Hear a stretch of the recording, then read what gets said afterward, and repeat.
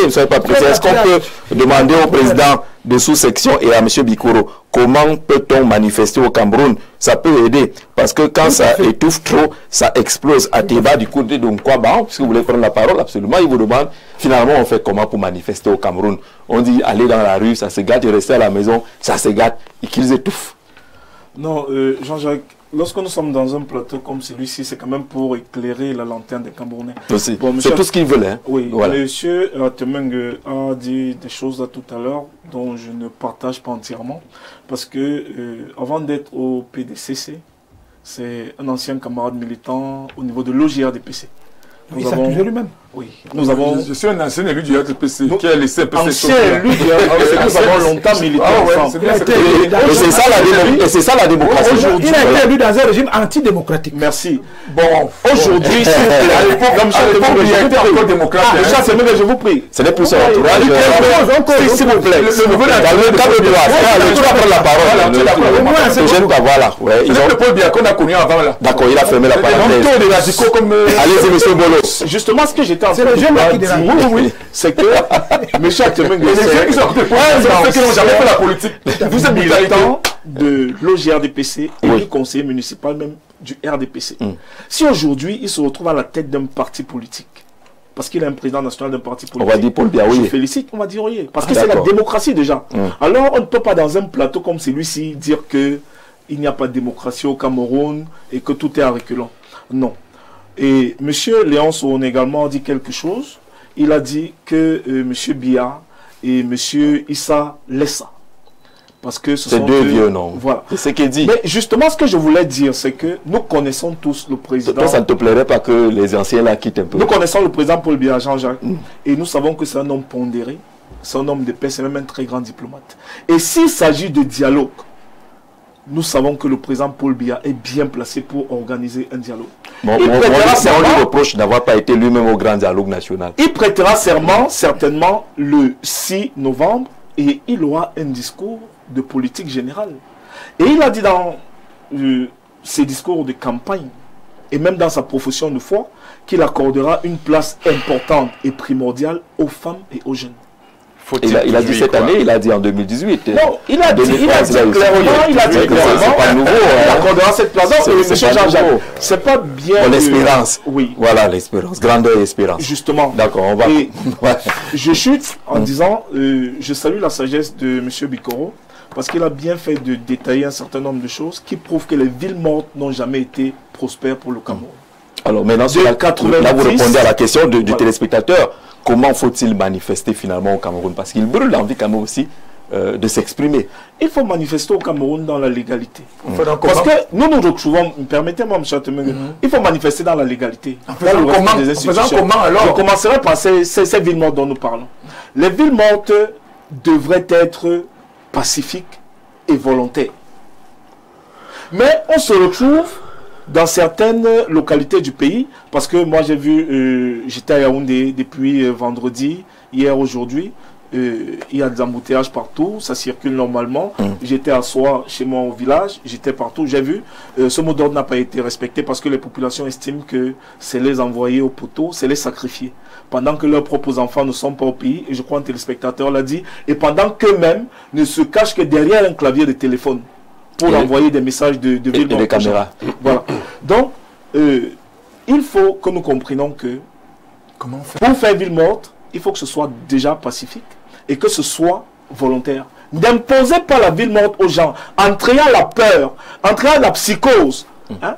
Un peu comme... Je n'ai pas encore répondu à la question. Je vais y arriver. Et du président de Somba. Bikoro a donné un cliché des mototaximens qui seraient arrivés en klaxonnant et tout, et après avoir klaxonné, d'autres sont venus par des gens qui portaient, qui bouteilles de gaz, qui sacs de pour manifester. Les Camerounais savent courir quand même. Voilà. C'est ça que vous voulez installer auprès de la population, et c'est ça qui n'est pas normal. C'est ça qui n'est pas normal, Jean-Jacques. Il court, il double la moto à route. C'est ça qui n'est justement pas normal. On est relax, on est relax. D'accord, on est relax. C'est comment on encourage... le président Dieu dit être contre les villes. D'accord. Vous déposez une demande d'autorisation et dès que vous avez votre accord, vous pouvez manifester. On ne se laisse pas. C'est là où le problème commence. Avoir l'accord dans un régime déclaratif. Justement. On confond déclaration et autorisation. On ne va pas permettre que tout le monde se retrouve dans la rue pour un brin. Quelqu'un a le problème avec sa femme à la maison, il se retrouve dans la rue. Et dans tout le monde de la RDPC, lui n'est pas dedans. Oui, Jean-Jacques. D'accord. Comme vous voulez. Il va vous aider. Oui, Jean-Jacques, je crois que la question est suffisamment pertinente. Voilà. Les Camerounais étouffent. Je vous rassure que les Camerounais qui préfèrent rester à la maison, qui ne sortent pas, qui ne vont pas vendre là, sont plus dangereux que ceux qui marchent. Parce qu'ils ruminent en eux la colère, la souffrance, la misère qu'ils vivent chaque jour. Ils sont plus dangereux. Ceux qui décident de rester à la maison, qui ne parlent pas, qui sont silencieux, ceux-là sont encore plus dangereux. Mais moins dangereux que ceux qui portent 3 bouteilles de gaz. Non, ils sont plus dangereux que ceux-là. Ils sont plus dangereux que ceux-là. C'est autre chose. Parce que ceux-là au moins ont la possibilité de sortir, de parler, de courir. Mais ceux qui restent à la maison, qui ont peur de sortir, qui ont peur de faire... Alors, vous n'avez toujours pas répondu à la question. On manifeste comment au Cameroun? On manifeste au Cameroun dans la loi. Depuis 20 ans. Je le dis et je le répète, et c'était pour répondre à une de vos questions. À la question de M. Boileau sur la table.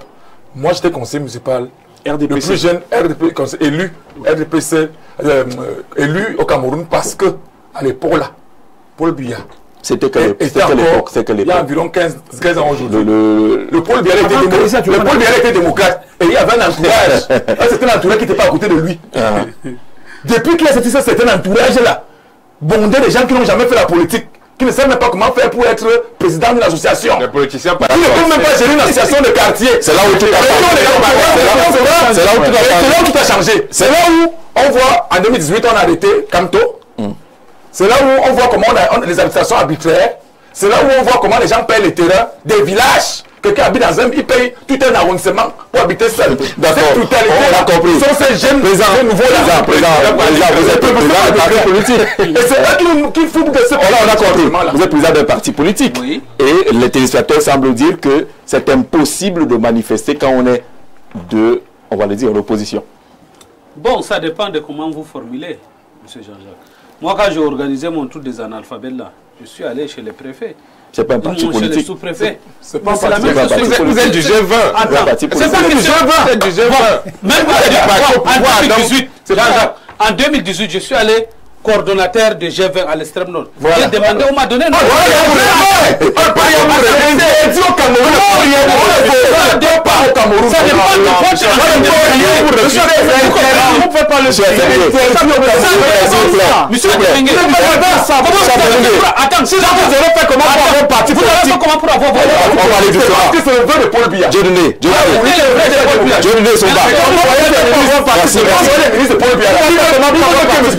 merci. Permettez au président de répondre. Quand vous venez avec le logo du G20, je ne sais pas s'il y a un logo ou quelque chose, que vous dites que vous mettez PDCC par exemple comme on parti. Voilà, ça vous donne quelques avantages. Quel qu'en soit les cas, quand vous marchez là, tout le monde a une enquête de moralité sur vous. Ce n'est pas aujourd'hui que vous avez commencé le plateau. Si vous invitez autre personnalité, il y a d'autres qui vont dire que non, je ne peux pas aller, c'est celui-ci là parce qu'il n'a pas une enquête de moralité. Et quand vous partez, vous formulez, vous partez, vous demandez, on vous donne, mais ça dépend de votre intention. Qu'est-ce que vous allez faire quand on va vous donner, qu'est-ce que vous avez organisé? C'est pour cela qu'on ne peut pas aussi laisser. Par exemple, pour moi, je sais qu'il y a beaucoup de gens qu'on avait donné, qui ont organisé, qui ont fait les cérémonies, mais qui étaient invités. Hein? Les congrès, les conventions, mais un peu moins les... Le PCN allait en Kola Famba, nous connaissons tous. Mais c'est au Cameroun, non? Bon, voilà. Alors qu'ils ont plusieurs fois... Le Kola Famba là, c'est pratiquement Yaoundé. D'accord. Monsieur Aminou de répondre. Non, permettez, M. Bolo, permettez, M. Aminou de répondre jusqu'à la fin. Moi, j'ai déjà répondu. Voilà. Pour moi, c'est pour moi, de mon côté. En quelque sorte. De mon côté, moi, quand je pars demander, je n'ai pas de problème. C'est du G20. Et lui, ce n'est pas question de G20. Avant d'avoir G20, avant d'aller quand j'avais 13 ans, mon ami, j'ai géré quand même des associations. J'ai été quand même président du comité soutien de côté sport de Garoua. Le seul qui mettait 30 costeurs. 30 costeurs avec tous les gars supporters là. J'ai fait des 10 régions. On n'a jamais eu de problème. On a compris. On a compris la réponse à cette question-là. François Bikoro, comment manifester donc? C'est la question clé des téléspectateurs. On dit meeting, ça ne marche pas, marche pacifique, ça ne passe pas. Est-ce que l'opposition ne souffre pas, comme Léonce l'a démontré tout à l'heure, qui étouffe cette opposition-là? C'est comme dans votre métier. Votre métier souffre d'identification. Ouais. François Bikoro, ouais. C'est le contre-pied. C'est le contre-pied. Vous savez, ce n'est pas dans vos plateaux aussi. Les professeurs d'université qui insultent les chiens. Qui tapent les mains sur la table. À la fin, si on vient t'arrêter, c'est qu'on n'a pas identifié. Il faut identifier. Les partis politiques sont des associations. D'abord. Elles sont régies. Et les partis politiques n'ont pas pour rôle de faire les meetings. Les meetings, c'est des rencontres des partisans d'une association. Si on définit ça comme tel, ça veut dire que vous allez prendre un espace public et y travailler. Mais si vous dites que je vais faire une marche un mercredi à 13h30, moment de sortie des élèves d'un lycée, et tu donnes l'itinéraire du lycée, il est évident qu'on ne peut pas t'accepter de faire ton meeting. Objectivement, oui. Des gens... On peut réorganiser. On peut réorganiser, mais quand le RDPC lui... Allez jusqu'au bout. On ne fait pas tout ça. Hein. Quand vous êtes dans une association, si vous constatez que les statuts de cette association ne vous sièdent pas, vous faites comme Essouba fait. Vous allez créer votre association. Voilà. Donc il faut savoir contourner les limites conceptuelles et structurelles, parce qu'on les a fait avant que tu ne sois identifié. Comment on fait pour contourner? Très bien. Pour manifester. Première chose, il y a l'objet. Si vous avez dit réunion du bureau, il ne faut pas qu'il y ait 100 personnes dehors. Oui. Clair, net et précis. Parce que vous évoluez dans un microcosme où d'autres ont le même travail. Mais le sous-préfet fait comment? Il fait comment? Il devine? Non. On dit réunion du bureau, il devine qu'il y aura 100 personnes. Si vous voyez toujours, quand on signe la déclaration, on dit l'intéressé est responsable du changement de date, du changement de lieu et de l'itinéraire et de l'objet. Les 4 choses-là sont toujours écrites là-dedans. Oui. Et si c'est le meeting? Je dis bien, le meeting est une rencontre, que ce soit dans la maison ou hors de la maison. C'est une rencontre entre adhérents mus par un même objectif. Donc si nous sommes mis, on ne peut pas se réunir, mais quand c'est le... Si vous réunissez, je suis clair, je dis encore, si vous voulez être 1000 et que vous voulez faire votre meeting au marché de Ngombi, est-ce que c'est encore le meeting? Le meeting concerne les sympathisants et les adhérents de votre association. Je précise encore que le parti politique est une association. Comme les autres associations de mangeurs de tomates, de vendeurs d'eau et autres là. Si vous voulez faire votre meeting, il y a le lieu, la date, l'objet. Vous avez vu pendant l'élection de 2018, tout le monde avait choisi un endroit où c'est Kamtel, je ne sais pas où là. Au club Kamtel. Voilà. Et vous avez constaté que le meeting était toujours plein. C'est quel endroit là? Hein? C'est comme Trocadéro. Il y a toujours des gens qui passent, qui montent et descendent et tout. En conclusion, l'opposition ne peut pas faire un meeting. Je vous ai dit que moi, à mon âge, puisqu'on va règlement, à mon âge, dans les marchés, vous le faisiez quand vous étiez RDPC. Nous le faisions quand j'étais RDPC. Quand vous avez créé votre parti politique, j'imagine que vous vous êtes réunis. J'imagine. Parce qu'il y en a qui créent dans la chambre avec sa femme. Donc je dis, j'imagine, la loi prédispose que vous vous réunissiez. Quel est le parti politique qui peut faire un meeting au Cameroun, l'opposition? Très bien. Maintenant, quel est le parti d'opposition que vous avez vu au Cameroun? Il n'y en a pas. Non, je vous pose la question. Il n'y en a pas. Je vous ai dit. Il y a que le RDPC. Monsieur Essouba, vous êtes un président d'un parti politique. Allez demander au Minat. Écoutez, au Minat. C'est au Minat qu'on demande. Allez lui demander, oui. C'est lui qui est le patron. Demandez-lui pourquoi vous avez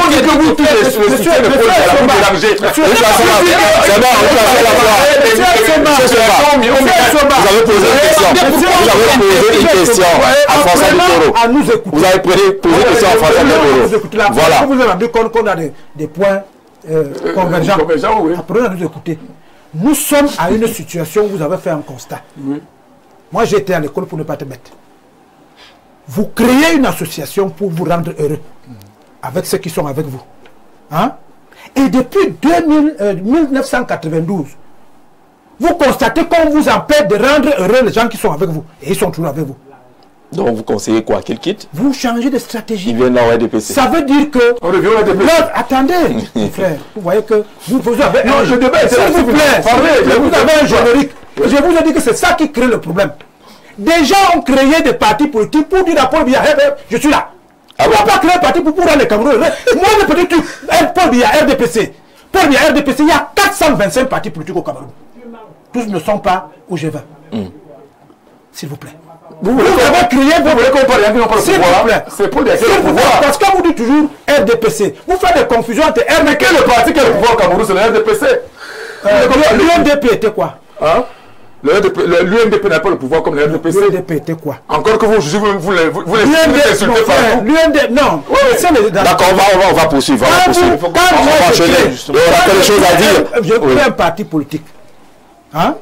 Et que je veux faire un meeting. J'analyse les 4 considérants de la déclaration. Parce que parfois, et ils le font chaque fois, ils disent non, c'est juste pour aller signer un bout de papier. Hein? Et vous voyez des pancartes. Tout le monde à tel endroit, tout le monde à tel endroit, le président national va aller signer un truc là-bas. Vous n'avez pas dit dans la demande. Parce qu'en dehors de ça, s'il y a un incident, vous ne gérez pas. Il y a d'autres forces élitistes, d'autres forces de proposition, de dissuasion, de persuasion qui doivent vous accompagner. D'accord. Si vous ne donnez pas la bonne information, c'est un problème. On est d'accord. Bonsoir.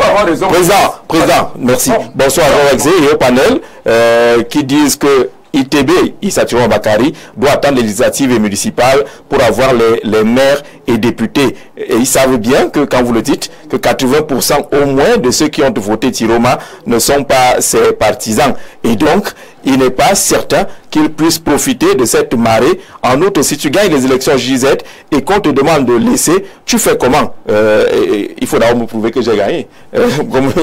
Il faut d'abord que je sois sûr que j'ai gagné, que j'ai des éléments qui montrent que j'ai gagné. Si le Conseil constitutionnel dit que j'ai gagné, on ne va pas me demander de laisser. Et quand on te demande de laisser, tu fais comment? L'article 135 exige que le président du Conseil constitutionnel arrête et proclame les résultats du scrutin. Mais Clément Atangana a juste proclamé, on peut comparer le PV de ITB et ceux de l'ECAM pour le coincer, mais on ne le fait pas parce qu'on sait ce qui va en sortir. En démocratie, manifester, même sans autorisation, fait partie des mots d'expression et personne ne devrait en mourir. C'est d'abord depuis l'Italie, dit qu'on peut comparer les PV de ITB et ceux de l'ECAM. C'est justement ce qu'on attendait au contentieux. Il ne vit pas ce aurait été intéressant justement. Il ne vit pas en Italie. Que Issa chaque fois que la mafia veut manifester en Italie, c'est avec les bazookas qu'on termine. D'accord. Gigi, les marches de possession ne sont pas mauvaises, mais comme on ne connaît pas toujours réellement les intentions des marcheurs, Stéphane Van Yannick de Ngaoundéré qui vous dit pourquoi on se méfie de ces marches, on ne sait pas exactement quelles sont les intentions. Le respect de la République est aussi le respect des décisions de la Cour constitutionnelle aux États-Unis en 2000. Al Gore a perdu les élections par une décision de la Cour suprême. A-t-il pour autant demandé des villes mortes aux USA alors que ce pays ne donne pas d'eau potable à domicile à plus de 50 millions d'Américains? La République doit avancer et les opposants doivent se battre pour les législatives et les municipales afin de construire le pays. Merci Haroun Abanak depuis Douala. Merci à vous. Bonsoir à vous. Je tiens tout d'abord à dire merci au patriarche François pour sa brillante analyse et pour ce thème de choix que vous nous proposez ce soir au moment où les Camerounais sont repliés sur eux-mêmes, la peur dans le ventre à cause des politiciens assoiffés d'être aux commandes. Cependant, ces villes mortes ne profitent à aucun Camerounais, même pas à celui qui se cache pour envoyer les jeunes s'aimer la terreur ou impose un combat ou un changement à une population. C'est plus logique quand elle est volontaire.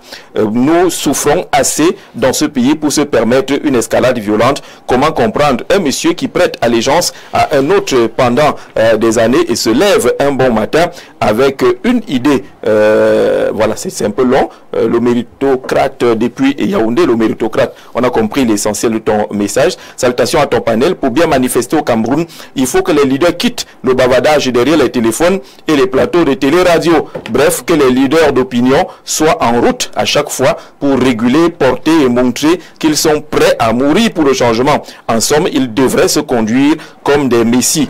Yvan depuis Ekounou, qui semble vous chercher, les leaders, ils ne vous voient pas, portez vous-même le combat. Bonsoir à tous. Avez-vous déjà vu un recours au Conseil constitutionnel aboutir? C'est une mascarade, oui. À la course, lorsque la Cour suprême siégeait, il y a eu des annulations d'élections dans ce pays. Bonsoir à tout le plateau.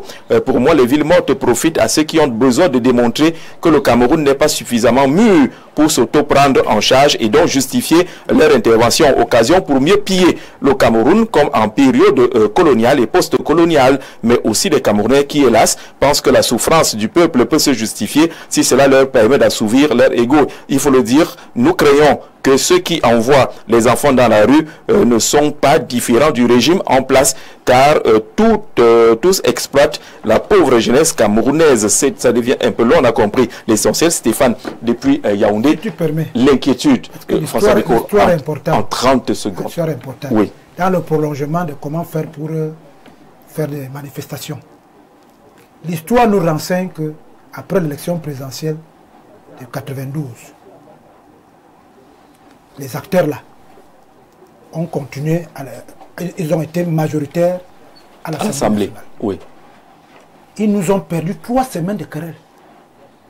3 semaines de querelle pour celui qui devait être président de l'Assemblée nationale. Le président du parti, c'est vrai qu'il a eu 64 députés qui sortaient des horizons divers qu'ils ne connaissaient pas. On dit, qu'est-ce qu'on fait? 3 semaines, jusqu'à ce qu'on retrouve Antar Gassagé et Dakole Daïsala. Et le pays est debout jusqu'en 2025. Vous avez donc la même situation, puisque vous aimez répéter les villes mortes, vous aimez répéter les casses, vous aimez répéter le terrorisme, répétez aussi les législatives de 1992. Et c'est dans quelques mois. On a même tout fait pour que ce soit proche, pour que les 47%, il y a eu combien? 53,36%. On suppose donc qu'il y a 45-46%. Hein?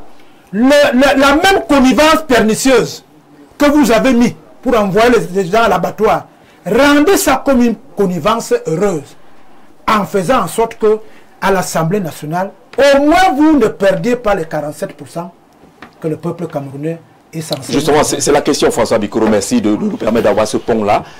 Sur ce capital engrangé par l'opposition, 47% des Camerounais ont dit non à Paul Biya.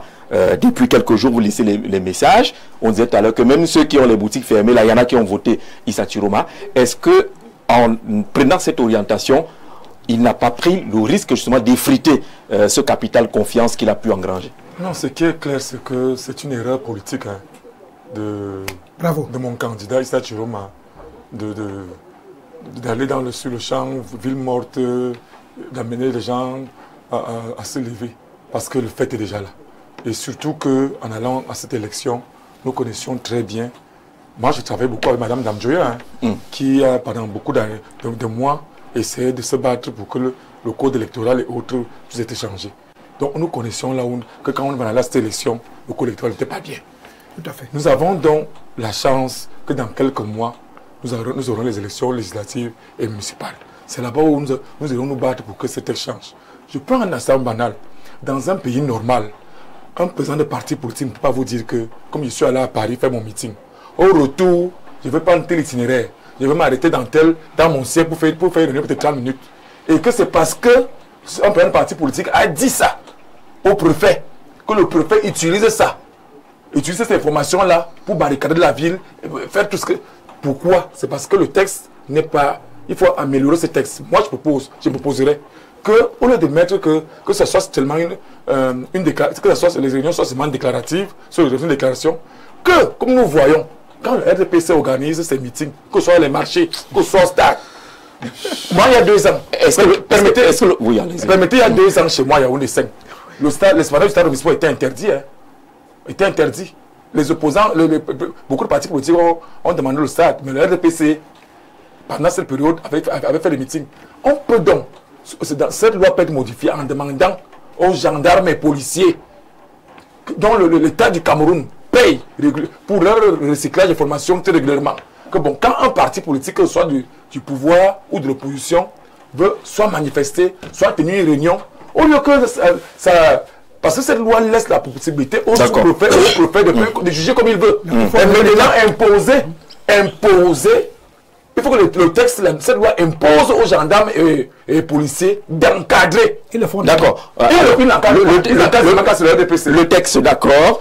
Jacques Léonce, est-ce qu'il ne faut pas également appeler rapidement à la culture politique, l'éducation politique, à un niveau de maturité politique qui rendrait nul les suspicions qui viendraient des sous-préfets et tout ça, qui pensent que quand l'opposition veut organiser quelque chose, on ne sait pas qui est qui, et ainsi de suite. Est-ce qu'il n'y a pas là justement la nécessité à appeler à ce qu'on puisse, entre guillemets, grandir politiquement?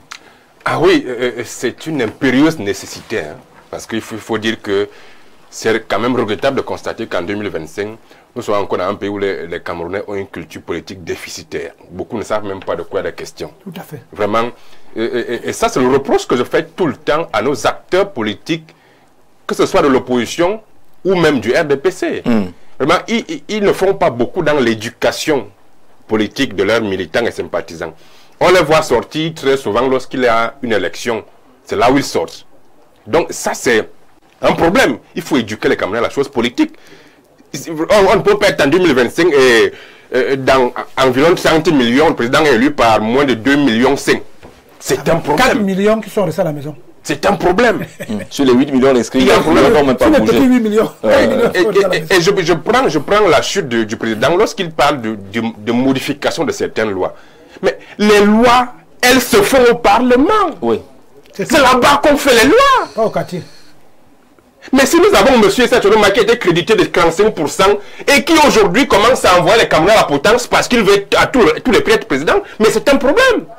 Il doit pouvoir rentabiliser ce capital sympathique que les Camerounais lui ont voué en allant aux législatives, aux municipales. C'est là-bas qu'on fait les lois.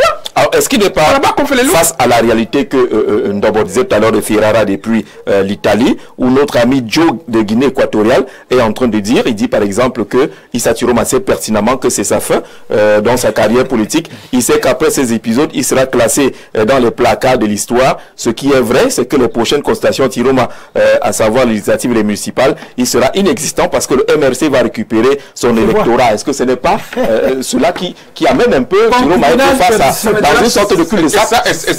Ça va pas beaucoup nous aider. Ça va pas beaucoup nous aider. Parce que comme je disais, il faut quand même que nos opposants, entre guillemets, démontrent que nous voulons que les lois changent. Ce n'est pas en le criant à la télévision, à la radio, que ça va changer. Nous avons un code électoral anachronique. Nous avons beaucoup de lois qui sont anachroniques, mais ça ne peut changer qu'au Parlement. Il faut intégrer le Parlement. C'est tout ce qu'il faut faire. D'accord. Bienvenue. Bienvenue. Non, bienvenue d'abord. Vous répondez avec tout à l'heure. Ça veut lui la oui. Sur ces réalités-là, sur les objectifs, est-ce que Issa Tiroma ne cherchait pas une sorte d'électrochoc pour que quand même les choses bougent dans ce pays? Peut-être qu'on s'asseye un peu, qu'on se regarde dans les yeux et qu'on tire les conclusions sur ce qui fondamentalement ne marche pas. Le code électoral ne fait pas d'unanimité jusqu'à présent. Même Elecam a eu à émettre des réserves. Jean-Jacques, l'électrochoc, on devrait l'avoir en principe lors de l'élection. Il a 35%. C'est un électrochoc aussi. Il a 35%, mais il n'a pas gagné. Mais c'est un électrochoc. Voilà. Donc, c'est pas gagné officiellement. Personne n'a eu, en tout cas, si on met entre parenthèses 92, il n'a pas gagné. Même Maurice Kamto n'a pas atteint ce record-là, ce chiffre-là. Donc ce n'est pas à négliger. C'est un record. Même s'il faut vous dire, c'est un record. Nous sommes passés à une élection et le processus est... Non, mais une élection, c'est aussi des leçons. C'est ça aussi. C'est aussi des leçons. On va pas tourner la page. Le processus est négliger 35% ou 47% des Camerounais qui ont dit non à Paul Biya. Jean-Jacques, ils ne sont pas négligés. Justement, ils ne sont pas négligés. Ce qui fait problème, c'est les mensonges qu'on veut servir aux Camerounais. M. Issa Tiroma ne peut pas demander au peuple de ne pas aller travailler. Ça, vous l'avez déjà dit avant. De ne pas avoir de quoi manger. Vous l'avez déjà dit avant ça. Oui. Il ne peut pas demander au peuple de le faire pour prétendre arriver président de la République. Je crois que Léonce vient de le dire tout à l'heure, tout se passe au Parlement. Ça se passe au Parlement. Vous avez eu 35% à une élection présidentielle. Il y a une élection législative et municipale qui arrive dans pas moins de 6 mois, puisque la prolongation du mandat va jusqu'au 31 mai 2026. À cette élection, donc, vous venez avec ces mêmes soutiens, ces mêmes électeurs, vous entrez au Parlement, on est d'accord là-dessus. Dans les communes. Mais est-ce qu'il n'y a pas de message entre-temps? Notamment 92 revendications d'une victoire qui aurait été volée, 2018 victoire qui aurait été volée, entre autres. Est-ce qu'il n'y a pas lieu de reconnaître quand même que c'est un malaise qui commence à mettre mal à l'aise quand même les gens? Non, Jean-Jacques, il faudrait que les Camerounais soient honnêtes avec eux-mêmes. Pour gagner une élection, il faut avoir la majorité des suffrages. Si vous n'avez pas la majorité des suffrages, vous essayez de rectifier votre stratégie. Je vous ai dit en début d'émission qu'on a l'impression qu'il balbutie sa stratégie. Parce que vous ne pouvez pas prendre, M. Bikoro l'a dit, vous ne pouvez pas prendre une stratégie qui ne marche pas depuis 90. Et à chaque élection présidentielle, on vient avec de nouveaux acteurs. Ça ne marche pas. Et vous réservez ça aux Camerounais. Soyez quand même inventifs. D'accord. Mais on est quand même d'accord qu'il y a des choses à améliorer. Oui, il y a des choses à améliorer. Non, on ne va pas dire que le Cameroun c'est un paradis. Le Cameroun n'est pas un paradis. Il y a des choses à améliorer. Tout est perfectible. Sur le processus électoral, sur le code électoral. C'est perfectible. Sur les suspicions. C'est perfectible. Et les CAM, Conseil constitutionnel, code électoral. Il y a quand même des choses à changer. Jean-Jacques, c'est perfectible. Il faut simplement qu'on se rende compte que on ne doit pas sacrifier à l'autel de la recherche de pouvoir ses intérêts égoïstes au détriment de ceux du peuple. Parce qu'en ce moment, votre question, c'est à qui profitent les villes mortes. Ça ne peut être qu'à cet instigateur qui veut faire peur aux Camerounais, qui veut qu'il y ait la pénurie des matières de première nécessité, qui veut installer une psychose au niveau du pays pour que on pense au niveau international, par exemple, que le Cameroun se porte mal et que des gens viennent interagir dans notre pays au détriment de notre souveraineté. Donc il est simplement question que chaque Camerounais continue de vaquer à son occupation, que chaque Camerounais continue de sortir chaque jour. Pour ceux qui vont à l'école, ils vont. Ceux qui vont au boulot, ils y vont. Le Cameroun se porte bien. Un président a déjà été élu. Le Cameroun se porte bien. On continue le processus. Se porte bien. Nous ne voulons pas qu'il y ait la guerre dans ce pays. Parce que s'il y a la guerre... Ça dit que le Cameroun se porte bien. Si vous êtes entré ici, on se plaît, c'est qu'il n'y a pas la connexion Internet. Il n'y a pas le courant. Il n'y a pas la route. Il n'y a pas l'eau. Il n'y a pas de l'eau. Ça, pour le Cameroun. Regardez votre costume. Il n'y a pas d'eau pour les Camerounais. Vous êtes arrivé ici. Oui, le costume a fait quoi? Toi qui es route. Le costume, c'est la route. Non, c'est pas vous dire que les Camerounais peuvent quand même sortir. Regardez pas le costume. C'est une critique que ça va rien. C'est la diversion. Ce n'est pas parfait. Mais on ne va non plus cracher parce que c'est la création de passage. Je crois que si un président a été élu, on prend sa profession de foi, on l'attend au pied du mur, et il y a des attentes que le peuple a certainement déjà posées. Et on verra. Le pays va bien. Bonsoir Jean-Jacques. Il y a tout un brillant panel. Les villes mortes sont en fait un test que l'Occident veut faire en passant par Issa Tiroma pour voir s'il est possible d'instrumentaliser le peuple camerounais par la voie insurrectionnelle afin de placer Issa Tiroma au pouvoir qui servira les intérêts des colons. Joël depuis Douala, c'est ta lecture. Et c'est pour cela qu'on a partagé avec les téléspectateurs. Jean-Jacques, à quoi sert l'organisation des élections présidentielles au Cameroun si à chaque fois l'opposition cherche à renverser le régime en place? C'est des problèmes. Si chaque fois qu'on veut remplacer, c'est des problèmes. 92, Frunzi, 2010, Kamto, 2025, Tiroma, vous n'avez pas cité 2004 et 2011. Il y a eu des élections également en 2004 et 2011, il y a même 97, non? Voilà. Donc il y a quand même aussi beaucoup d'autres élections, il n'y a pas eu de contestation. À compter de la date de président signature est interdit de faire l'élection présidentielle. Non, vous ne signez pas de décret, vous n'êtes pas encore président. Djibril Awaouba, mon frère, président. On va sortir juste en 1 minute. On va sortir pour prendre le partenaire. Malheureusement, vous allez l'écouter en off. Parce que lui va nous proposer des choses aussi intéressantes parce que le Cameroun va bien. C'est ça. Non, non, attendez, Jean-Jacques. Non, ça va. Non, le président Amadou Aminou, le conseil serait lequel? Vous êtes du Septentrion. Voilà. Vous avez vu combien, même les écoles sont brûlées de ce côté. On a l'habitude de dire on veut les écoles, l'État ne nous donne pas les écoles, mais les gens ont quand même brûlé des écoles de ce côté. Jean-Jacques, nous, depuis, on appelle toujours les dialogues. Vous comprenez? Les conseils, il faut que nous là, qui sommes les hommes de terrain là, ceux qui disaient que hier ils étaient forts là, chacun descend chez lui. Il peut demander pardon aux populations. Il dit que le président Biya nous a donné de venir vous donner. On n'est pas venu vous donner. Voilà. On s'est concentré pour nous et nos familles. Mais maintenant là, on vient vous demander pardon. Vous comprenez, M. Jean-Jacques? Nous tous on connaît. Quand M. Bikoro me dit que le président Aminou a inventé, ça c'est le haut que tu vois. Si je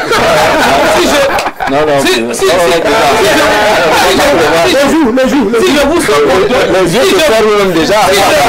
mon dossier avec certains cadres du RDPC, vous allez tomber au sol, M. Jean-Jacques. Heureusement que nous sommes forts, nous sommes des biaïstes. Depuis que moi j'ai créé mon parti, je ne fais pas la politique de position. Depuis que j'ai créé, je soutiens le président Biya. Je suis le seul qui n'a pas ni les moyens ni les décrets, mais je lui soutiens. Parce que c'est mon président. J'ai accepté en attendant. Et le temps là est d'arriver quand il dit que septennat des jeunes et des femmes. Je fais partie de démarrer M. Bikoro. Ministre Amadou Moussafa qui est chargé de mission à la présidence, qui a roulé tout sa bosse avec le président Biya. Il est de Diamaré. Il faut le remplacer. Hein? Non. M. Jean-Jacques, aujourd'hui, vous prenez Garga Manadji, qui est directeur adjoint de Konak, qui est président à DDD, qui est de Diamaré. Moi, je suis président national ANPC, qui est plus jeune, qui est un homme de terrain. Voilà. Vous comprenez? Le moment arrive, pour nous là, arrive. Voilà. Qu'est-ce qu'il faut aujourd'hui, M. Jean-Jacques? Vous savez que le président Biya est en train d'organiser le Congrès mondial du commerce pour 2026. Vous prenez de Yaoundé jusqu'à Kiesi, il n'y a pas deux hommes d'affaires. Vous comprenez, non? Vous prenez de Bertois jusqu'à Koussiri, il n'y a pas deux. Deux hommes d'affaires, c'est quoi? Ceux qui ont des entreprises. Ceux qui apportent 50 bateaux, 60 bateaux. Nous, voilà les choses que nous, on a besoin de relever l'économie. Ce n'est pas question de haine de gauche à droite. Donc, on doit faire un vrai dialogue. Ceux qu'on a arrêtés, on doit les pardonner. Ceux qui sont mis en prison, on doit les pardonner. Ceux que la famille était en dehors, on va essayer de voir comment encadrer leur famille. Et Cameroun encore reprend à zéro. Merci. Donc moi, voici les conseils que merci Président pour ces conseils. Bonsoir Jean-Jacques. La politique au Cameroun est un jeu de ping-pong pour ces acteurs politiques. Lorsqu'un individu vient demander à la veille d'une élection de faire modifier une loi, ça veut dire qu'il ne fait pas la politique, mais joue et veut son intérêt personnel et ne pense pas à l'animation de la politique et de son parti. Arnaud, François Bikoro, très rapidement, le temps que notre partenaire s'installe, qu'est-ce qu'on gagne? Qui gagne quoi? On a entendu sur ce plateau ici hier, les gens dire que l'attitude de Issa Chiroma, c'est se donner également une marge de négociation possible. Là où il est arrivé, peut-être qu'il a, avec cet appel aux villes mortes, appelé également à des négociations avec lui. Un jeune médecin ne soigne pas une maladie que l'on traîne depuis 25 ans. Allez-y. Moi, je préfère m'occuper du Cameroun. Le président Biya et je vous dis 92, il a négocié, il a fait mettre toujours là, c'est bon, c'est terminé. Vous avez vu comment tout le monde dit qu'il faut laisser les autres. Moi, je pense que c'est la politique qui gêne le Cameroun. Parce que les acteurs sont des imposteurs, sont des hypocrites. Essayons de délaisser un peu le pouvoir central vers les périphéries. Oui. Qu'on prenne tout, comme les gens disent qu'ils ne mangent pas. Prenez tout l'argent central, distribuez dans les communes. C'est vrai que la présidence qui est attractive maintenant, il y a 7 000 milliards que tout le monde va gérer. Non, la présidence est attractive parce qu'on a vu que ça se mange seulement sur place ici. Voilà. Et c'est ça qui crée tous ces problèmes. Les gens se disent que mieux n'avons pas là où on appuie sur le bouton. Si monsieur Issa Chiroma était président du conseil régional du Garoua, quant au président du conseil régional de l'Ouest, tel président, il ne serait pas distrait à venir chercher la part que Biya distribue ici à Yaoundé. Libérer le pouvoir aux conseils régionaux, aux conseils municipaux. Que les ministres ne fassent pas ce que j'ai vu. On dit de libérer les 15%, il envoie les 15%, il met la liste des entrepreneurs qui vont venir implémenter là où il n'est pas là. Les petits pour nous que nous avons là, c'est juste que chacun veut être sûr que dans le manguier, celui qui balaie l'autre en l'aise, quand ça tombe, il dit « pensez à moi ». La solution à tous les problèmes politiques est politique.